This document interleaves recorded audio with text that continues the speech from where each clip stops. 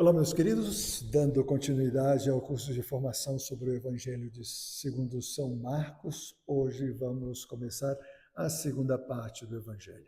Recordando que a primeira foi querigmática, no qual o evangelista quis provar que Jesus é o Messias, não do jeito que os judeus esperavam, mas do jeito que Deus quis.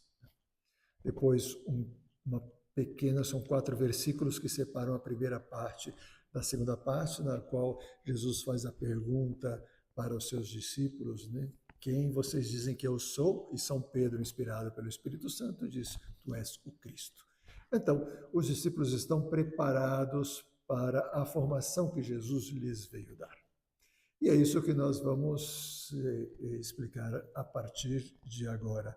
Toda a segunda parte do Evangelho, segundo São Marcos, é dedicado à instrução dos discípulos. Nós chamamos isso de didascalia, que vem da palavra grega, que significa a instrução que davam aos atores na Grécia. Instrução, formação, capacitação. Então, essa segunda parte, Jesus capacita os seus discípulos para serem os fundadores da Igreja Católica junto com ele. E essa capacitação passa, sobretudo, pela cruz. Jesus vai dizer que é preciso sofrer, dar a vida para ter vida. E nessa segunda parte também, o evangelista vai se esforçar para provar que Jesus não é só o Messias, o Cristo, ele também é o Filho de Deus. Essa segunda parte também está dividida em 3 partes, igual que a primeira parte. Então vamos ver a segunda parte A, B e C. Nessa segunda parte A, nós vamos ver a viagem de Jesus e seus discípulos a Jerusalém, os 3 avisos da sua paixão. Jesus avisa os seus discípulos que vai sofrer, vai morrer e depois vai ressuscitar. A incompreensão, seja dos discípulos, mas sobretudo das autoridades, aquelas pessoas que deveriam acolher e aceitar Jesus, e a catequese dos discípulos. Então, nessa segunda parte, letra A. Na segunda parte, letra B, Jesus já está em Jerusalém, vai ser os conflitos com as autoridades em Jerusalém, então as parábolas, as discussões, e o discurso escatológico, quer dizer, o discurso de Jesus sobre os últimos dias, os últimos tempos. Esse é chamado discurso escatológico. E, finalmente, a segunda parte, letra C, vai ser a paixão, morte e ressurreição de Jesus, com o reconhecimento de que Jesus é o Filho de Deus. Então, essas vão ser as 3 partes, os 3 próximos vídeos que nós vamos ver. Vamos, pois, ao texto do Evangelho. No capítulo 8, a partir do versículo 31, começa a primeira catequese de Jesus. Então, Jesus dá 3 catequeses anunciando a sua paixão, morte e ressurreição. Cada uma delas começa com um anúncio e depois o ensinamento de Jesus em cima disso. Então, logo depois, recordando, né? Pedro, ele disse a Cristo, respondendo a sua pergunta, quem diz os homens que sou eu? Né? Perguntou Jesus. E Pedro respondeu, tu és o Cristo. Jesus, reconhecendo que foi o Espírito Santo que o iluminou, proibiu-o severamente de falar a alguém sobre esse respeito, porque ele queria ensiná-los. E em seguida começa o primeiro ensinamento, versículo 31. E começou a ensinar-lhes: o Filho do Homem deve sofrer muito, ser rejeitado pelos anciãos, pelos chefes dos sacerdotes e pelos escribas, ser morto e depois de 3 dias ressuscitar. Esse é o estilo que o Messias veio trazer ao mundo, o estilo que Deus quer para a redenção. Ele vai dar o seu sangue para a redenção do mundo. Óbvio que os discípulos não entendem nada, todo mundo queria falar, mas quem é que fala? Pedro. Muito bem, você acertou. Pedro é que sempre toma a palavra para refletir o pensamento de todos. Jesus dizia isso abertamente. Pedro, chamando-o de lado, começou a recriminá-lo. Olha só que cena simpática, né? Depois do elogio de Jesus, Pedro se sentiu grande, né? E se sentiu que ele que tinha que corrigir a Jesus, né? Jesus, porém, voltando-se e vendo os seus discípulos, ou seja, Pedro quis fazer algo em privado. Jesus quis deixar claro que ele sabia exatamente o que ele estava fazendo e o que ele estava dizendo. Então, ele quis dizer para todos.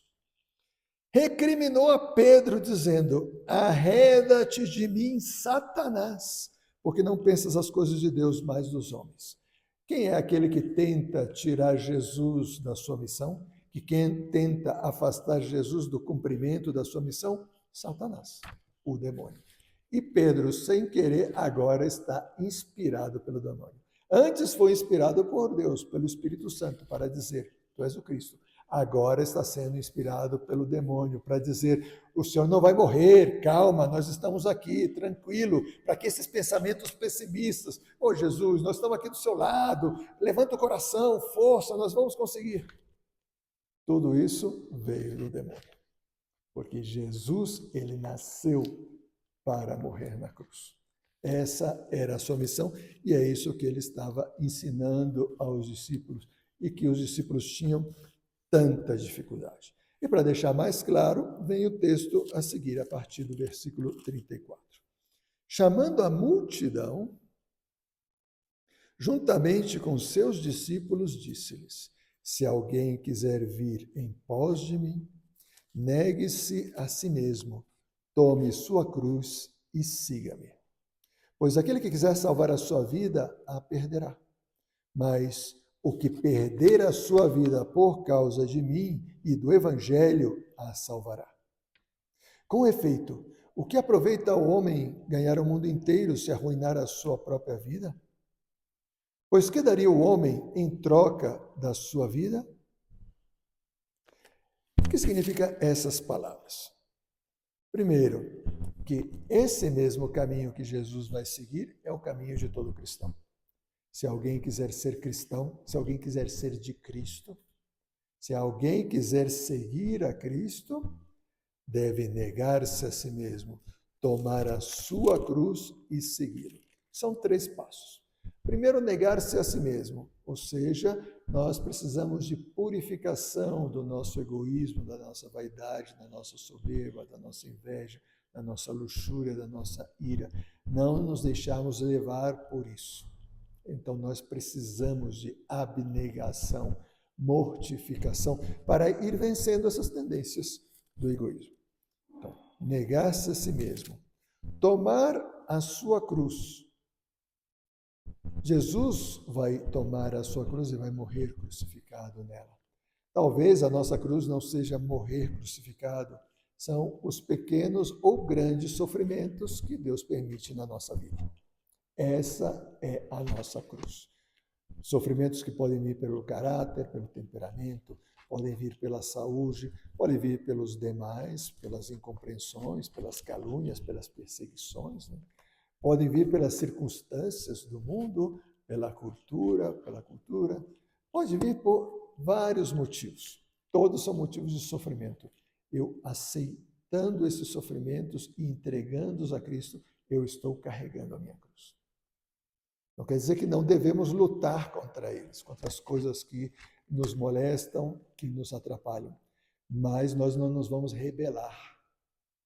Nós aceitamos, Senhor, por algum motivo o Senhor está permitindo esse sofrimento. Eu vou lutar para superá-lo, mas eu aceito que ele esteja presente. Não foi o Senhor que me deu essa perseguição, essa dor, porque Deus, ele não tenta ninguém, mas ele permite, porque isso são as nossas cruzes são consequências dos nossos próprios pecados ou dos pecados das outras pessoas, não é mesmo? E por último, seguir a Jesus. Nós não vamos fazer isso por conta própria. Nós vamos fazer seguindo a Jesus, deixando que Jesus tome conta de nós.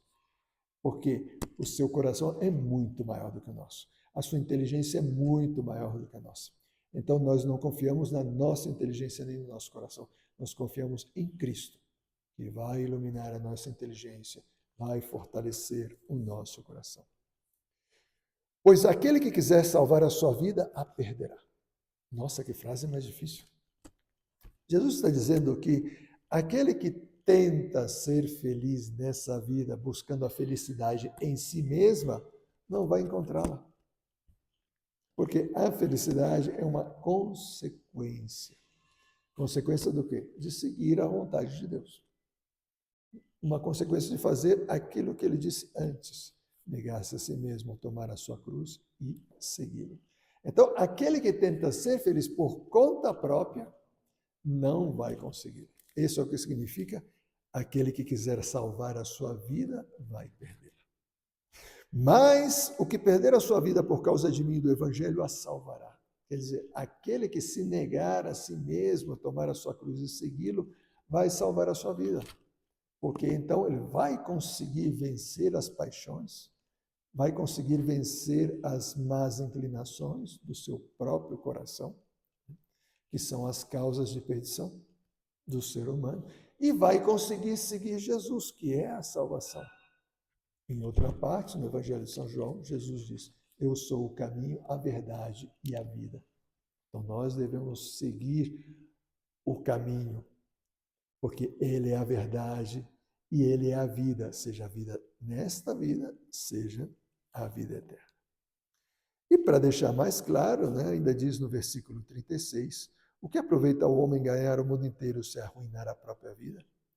Ou seja, você até pode triunfar em algum aspecto desta vida, mas isso não quer dizer que você vai ser feliz. Você teve um triunfo e o resto da sua vida? Não vale a pena pensar em todo o complexo da vida em vez de focar só em um aspecto da nossa vida?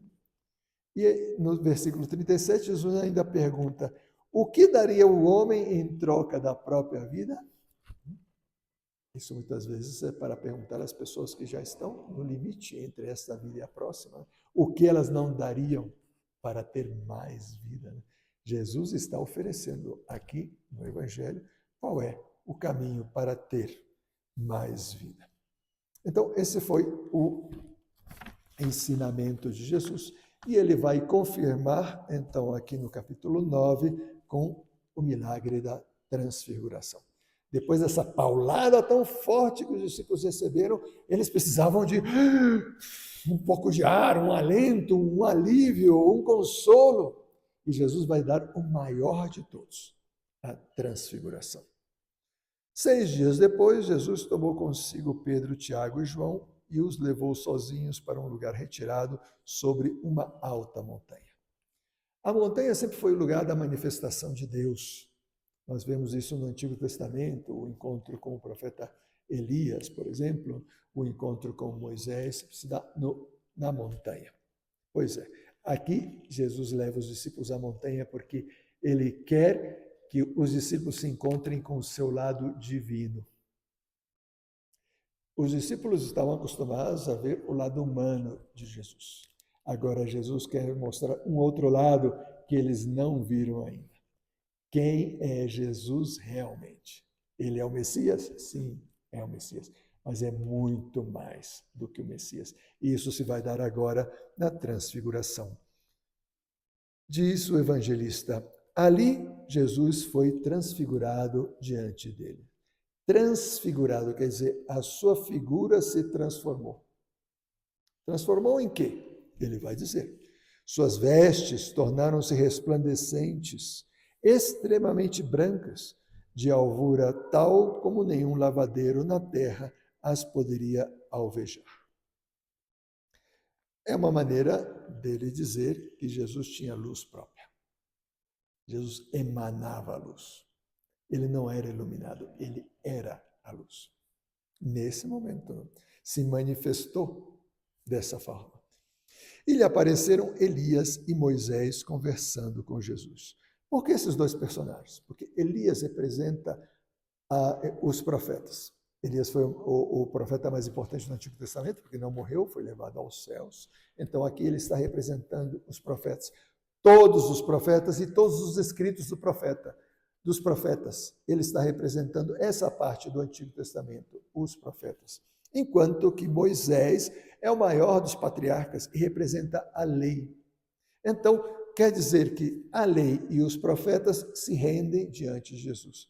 Está dizendo que o Antigo Testamento se está colocando à disposição de Jesus. Esses dois personagens, que são os mais importantes do Antigo Testamento, vêm render homenagem a Jesus. Então Pedro, tomando a palavra, diz a Jesus: Rabi, é bom estarmos aqui. Façamos, pois, 3 tendas, uma para ti, outra para Moisés e outra para Elias. Pois não sabia o que dizer, porque estavam atemorizados. Pois é, nesse momento, Pedro alucina. É que a experiência que ele estava fazendo era tão extraordinária, era uma experiência mística. Era uma experiência mística. Ele estava vendo a divindade de Jesus e vendo todo o Antigo Testamento colocando-se aos pés de Jesus. Olha que coisa mais extraordinária. Então, ele queria que isso permanecesse para sempre. E fala nessa linguagem tão infantil, né? Façamos 3 tendas, né? Uma para ti, uma para Moisés, uma para Elias. Ele está dizendo: Jesus, eu não quero que essa experiência acabe. Pedro, de certa maneira, pensou que o reino já tinha acontecido. Que aquilo que Jesus tem reservado e que o Pai tem reservado para o final dos tempos, a parousia, já estava acontecendo ali. Então ele já queria ficar ali. Mas diz o evangelista que ele não sabia o que dizia, né? E no versículo 7, uma nuvem desceu cobrindo-os com sua sombra. Não é uma casualidade, não é que fechou o tempo. Né? É que a nuvem é o símbolo da presença de Deus Pai. No Antigo Testamento, a nuvem se manifestava em diversos momentos, por exemplo, quando estava na tenda de reunião e Deus chamava Moisés para falar a ele, a nuvem descia sobre a tenda da reunião. Então, era a presença, simboliza, manifesta a presença de Deus. E da nuvem saiu uma voz. Voz de quem? Do Pai. A voz do Pai. Este é o meu filho amado, ouvi-o. Então, com essa voz, Deus Pai confirma: Jesus é o Filho de Deus. Está claríssimo. O Pai em pessoa dizendo: Jesus é o meu filho. Este é o meu filho amado, ouviu. Então, com essa manifestação, Jesus quer reforçar a fé dos seus discípulos. Lembre-se, estamos vendo essa primeira catequese de Jesus. Ele primeiro fala da sua paixão, morte e ressurreição.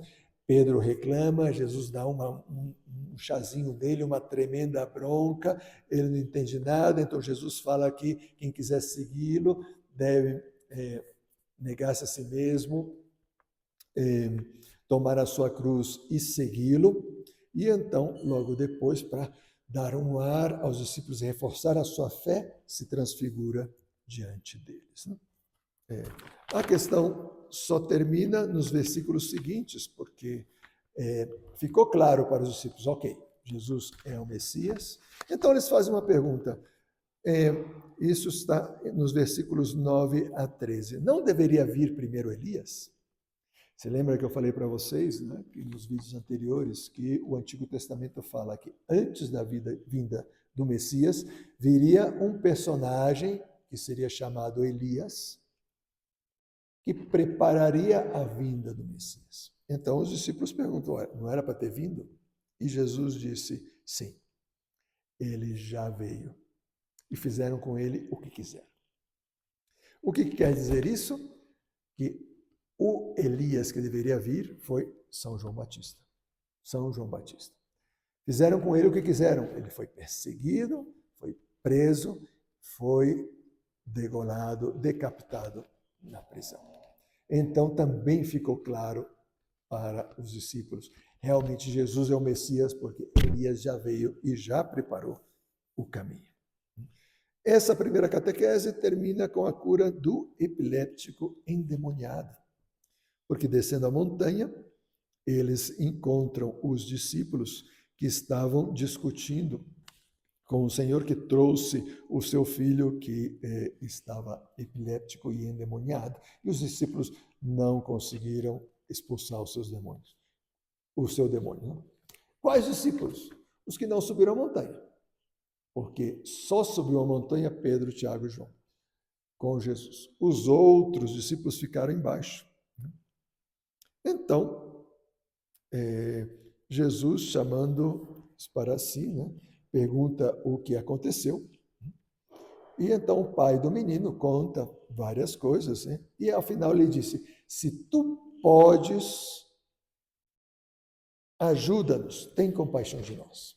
Ele usa essa palavra, se tu podes. E Jesus responde no versículo 23: se tu podes, tudo é possível para aquele que crê. E então Jesus escuta essa oração do pai do menino. Eu creio, ajuda a minha incredulidade. Muito importante essa oração nesse momento. Então Jesus expulsa o espírito mudo e surdo e o menino recobra a saúde. Assim termina a primeira catequese de Jesus. Por que é importante essa cura do epiléptico endemoniado? Porque aqui mostra que tanto a fé dos discípulos como a fé do pai do menino é insuficiente, ou melhor, é débil, é fraca. É uma fé incompleta. Mas, mesmo assim, Jesus faz o milagre, porque o pai, ele admite isso. Eu creio, mas ajuda a minha incredulidade. Eu sei que a minha fé ainda é muito pobre.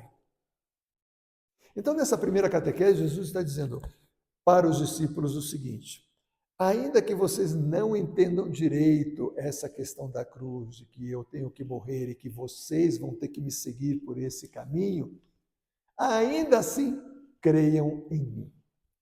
Ainda que a fé de vocês seja incompleta, creiam em mim, porque eu faço milagres. E foi assim. Jesus expulsou um espírito mudo e surdo. Não é casualidade. Surdo, aqueles que não querem escutar a palavra de Deus vinda pela boca de Jesus. Jesus, ele pode curar a nossa surdez.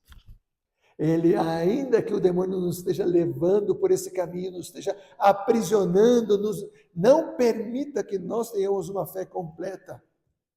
Se nós oferecemos essa fé incompleta, Jesus pode nos curar. Assim termina a primeira catequese. Na segunda catequese, e aqui nós vamos ir um pouco mais rápido, senão nós não conseguimos avançar, Jesus, nós estamos no capítulo 9, versículo 30, ok? 9, 30. Tendo partido dali, caminhavam através da Galileia, mas não queria que ninguém soubesse, pois ensinava aos seus discípulos e dizia-lhes: o Filho do Homem será entregue nas mãos dos homens, e eles o matarão, e morto, depois de 3 dias, ele ressuscitará. Eles, porém, não compreendiam essa palavra e tinham medo de interrogá-lo.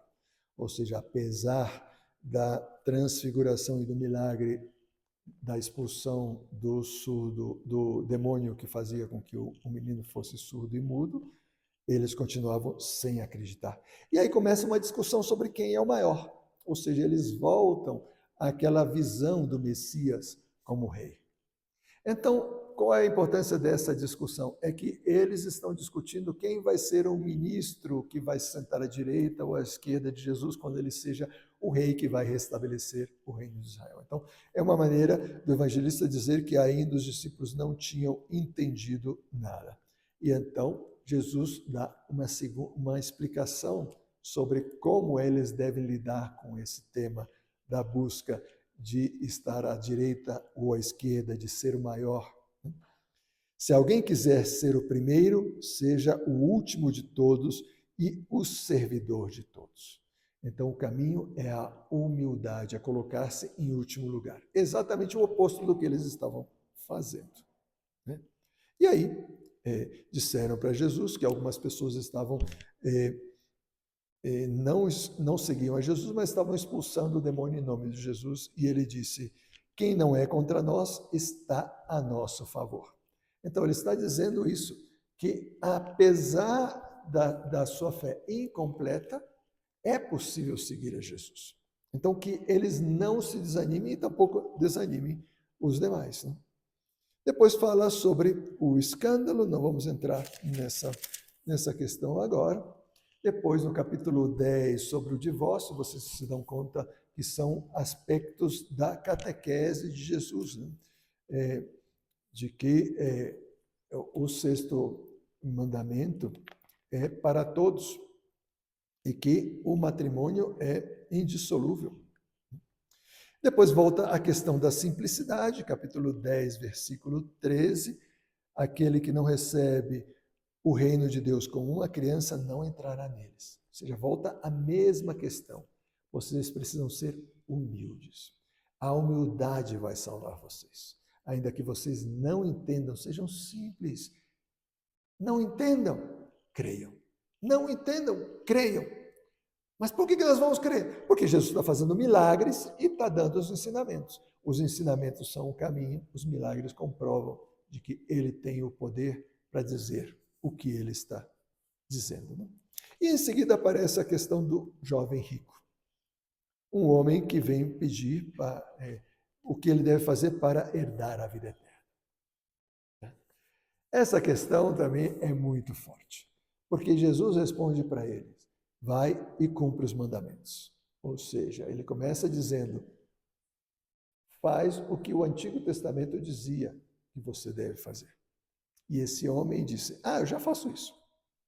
E Jesus, olhando para ele, o amou. Então disse: você está preparado para o Novo Testamento. Você está preparado para a mensagem que eu trouxe, porque você já está com fome e sede de eternidade. Você começou no antigo e agora você se está abrindo ao novo, o que eu vim trazer.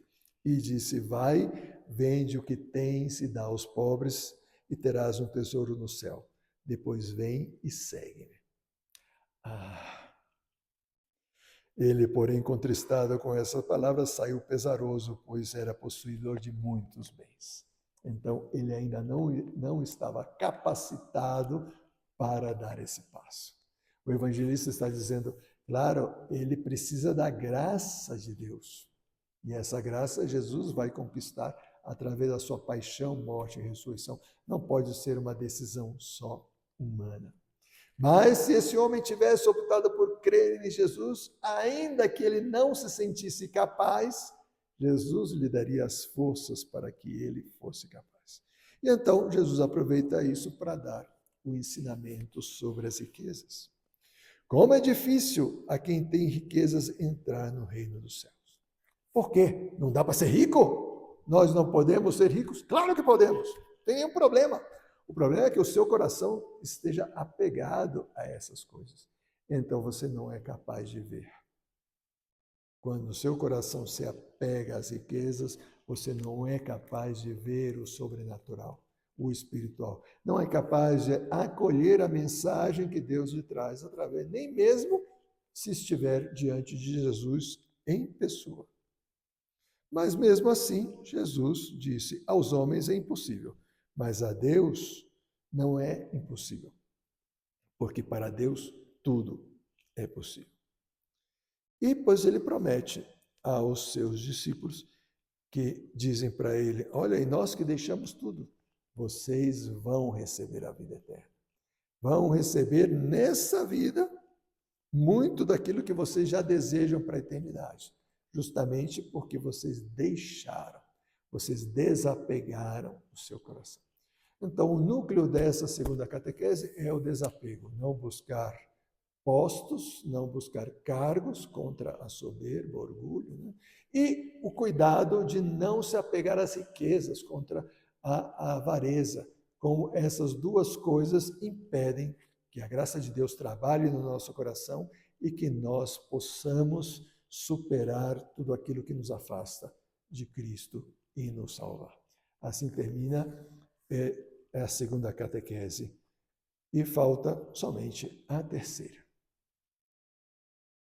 Finalmente, a terceira catequese coincide e começa como as duas primeiras, né? Com o terceiro anúncio da sua paixão, morte e ressurreição.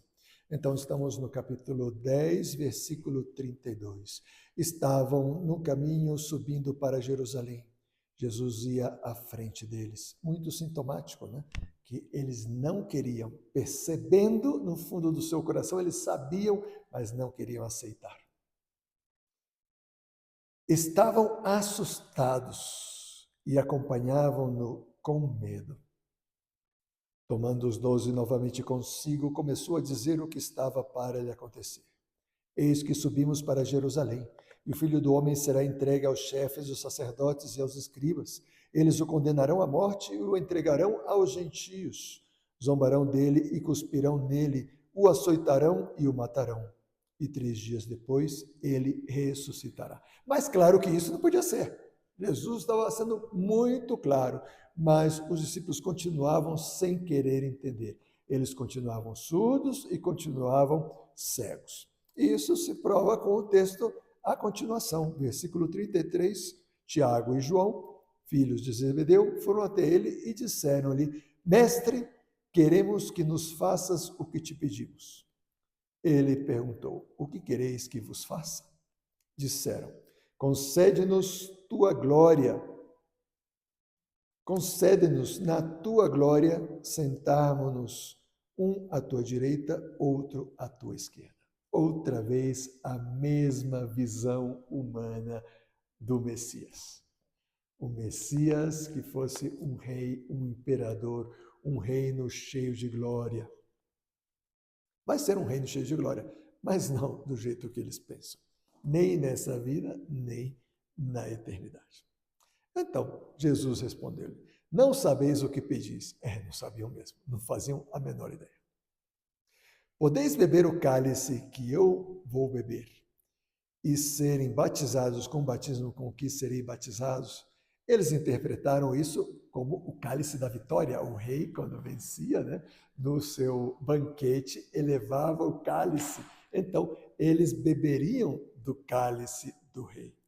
Mas Jesus estava falando do cálice do seu sofrimento. O cálice do seu sofrimento. O batismo com que seria batizado Jesus seria um batismo de sangue. Então, eles, ao dizerem, nós podemos beber do seu cálice e ser batizados da mesma forma, com o mesmo batismo com que o Senhor vai ser batizado, no fundo, eles estavam dizendo a verdade, ainda que eles estavam interpretando de maneira diferente. E então Jesus disse para eles, né? Do cálice que eu beber, vós bebereis. E com o batismo com que eu for batizado, sereis batizados. De fato, São Tiago, Tiago Maior, foi o primeiro dos apóstolos a dar a vida por Cristo. Depois da morte e ressurreição de Cristo, ele foi preso por Herodes e assassinado por Herodes na prisão. E São João foi o último. Não foi mártir, mas ele foi colocado em azeite ardente, ele sobreviveu, ele foi perseguido, mas da mesma maneira sofreu a perseguição. Então, ele bebeu do cálice amargo da perseguição e da dor, né? E foi batizado no batismo de sangue, não um martírio físico, mas um martírio espiritual. E conclui Jesus no versículo 40. Todavia, o assentar-se à minha direita ou à minha esquerda não cabe a mim concedê-lo, mas é para aqueles aos quais isso foi destinado. Destinado por quem? Pelo Pai. É o Pai que sabe, na glória, quem está à direita e à esquerda do Pai. Nós sabemos que quem está com Jesus na glória agora mesmo é Nossa Senhora. Aquela que nunca quis nenhum cargo, nenhum mérito, nenhum reconhecimento, nada. Pois justamente ela foi a maior. E ela está agora com Jesus na sua glória, ao seu lado. Mas aí o que aconteceu? Que os outros se indignaram com esses irmãos, né? Disseram, o que eles estão pensando? Nós estão confabulando às nossas costas, enquanto nós estamos aqui, pensando que somos todos amigos. Eles estão lá, nos ouvidos de Jesus. Não, nós queremos nos sentar à sua direita, à sua esquerda. Nós vamos ser o seu primeiro-ministro, o seu segundo-ministro. Ou seja, os outros estavam tão perdidos quanto esses dois que pediram fizeram esse pedido. Os outros só não fizeram porque esses se adiantaram. Então Jesus os chamou, né? E lhes disse, né? Sabeis que aqueles que governam as nações as dominam e os grandes as tiranizam. Entre vós não deve ser assim. Aquele que quiser ser o primeiro dentre vós, que seja o servidor de todos. Então, esse é o tipo de Messias, o tipo de Cristo, o tipo de apóstolo, o tipo de governante que Jesus veio trazer. Quem governa na igreja? Aquele que é o servidor de todos. Ele está a serviço. A serviço de quem? Dos cristãos. Para que eles possam reinar com Cristo, possam se converter, possam crescer, possam se transformar, possam ser instruídos, possam ser salvados. Esse, quem quiser ser o maior, seja o servidor de todos. Ao se colocar em último lugar, Deus o colocará em primeiro lugar. A Santíssima Virgem se colocou em último lugar, Deus a colocou em primeiro lugar. Pois o Filho do Homem não veio para ser servido, mas para servir e dar a sua vida em resgate por muitos. Então, isso vai acontecer. Jesus vai depois comprovar essa frase com o seu próprio sangue derramado na cruz. E para concluir essa catequese, vem o milagre do cego de Jericó. Outra vez um cego. E um cego em Jericó. Jericó era o símbolo do mundo. Assim como Jerusalém é o símbolo da eternidade, é o símbolo da Jerusalém celeste, é o símbolo do reino dos céus, Jericó é o símbolo oposto. É o símbolo do homem caído, é o símbolo do pecador, é o símbolo do pecado, é o símbolo do mundo, é o símbolo do reino deste mundo. É o símbolo do reino do demônio. Então, o cego em Jericó quer dizer aquela pessoa que está cegada pelas paixões, pela glória deste mundo. É muito simbólico que esse cego esteja em Jericó. Chegaram a Jericó. Ao sair de Jericó com seus discípulos, a grande multidão estava sentada à beira do caminho um mendigo chamado Bartimeu, que era cego. Quando percebeu que era Jesus, o Nazareno que passava, começou a gritar: Filho de Davi, Jesus, tem compaixão de mim. As pessoas o repreenderam. Jesus manda chamá-lo. E quando chegou o cego, Jesus faz a pergunta para ele: O que queres que eu te faça? Se vocês percebem, essa é a mesma pergunta que Jesus fez a São Tiago e São João pouco antes, quando eles chegaram e disseram para Jesus: Mestre, queremos que nos faça o que te pedimos. E Jesus disse: Que quereis que vos faça? Pois a mesma coisa agora, alguns versículos mais adiante. Esse cego grita, né?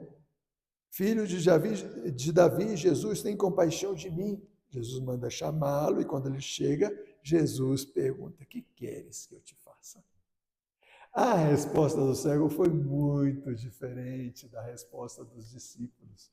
Os dois discípulos disseram que queriam sentar-se na sua glória à sua direita e à sua esquerda, enquanto que o cego lhe respondeu: Mestre, ou melhor, Rabuni, que quer dizer mestre, que eu possa ver novamente.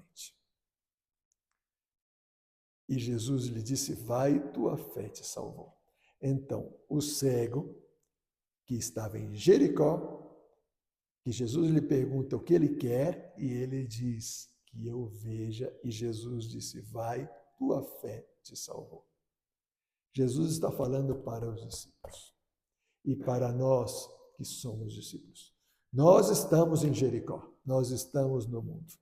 Nós somos cegos porque nós não conseguimos ver com uma fé completamente transparente. A nossa fé ainda é muito imperfeita, então ainda somos cegos. Mas nós temos a capacidade de gritar a Jesus dizendo: Filho de Davi, tem compaixão de mim. E aí quando Jesus chegar e perguntar: Ok, que compaixão você quer? Eu não vou responder que eu quero a glória, que eu quero me sentar à sua direita, à sua esquerda. Eu vou dizer: eu quero ver. Jesus, concede-me a fé. A fé. E Jesus vai me conceder e vai dizer: a tua fé te salvou. Porque a salvação vem pela fé, não pela visão. E é justamente a fé que nos vai conceder o grande milagre da visão. Assim conclui Jesus a terceira catequese, o terceiro anúncio. Assim termina, então, dessa segunda parte do Evangelho de São Marcos, a letra A, ou seja, Jesus a caminho de Jerusalém. No próximo vídeo, vamos ver a segunda parte do Evangelho de São Marcos, letra B, quer dizer, Jesus em Jerusalém, a catequese que ele dá lá, a disputa com as autoridades e depois o discurso escatológico. O Senhor esteja convosco, Ele está no meio de nós. Abençoe-vos o Deus Todo-Poderoso, Pai, Filho e Espírito Santo. Amém. Fenomenal!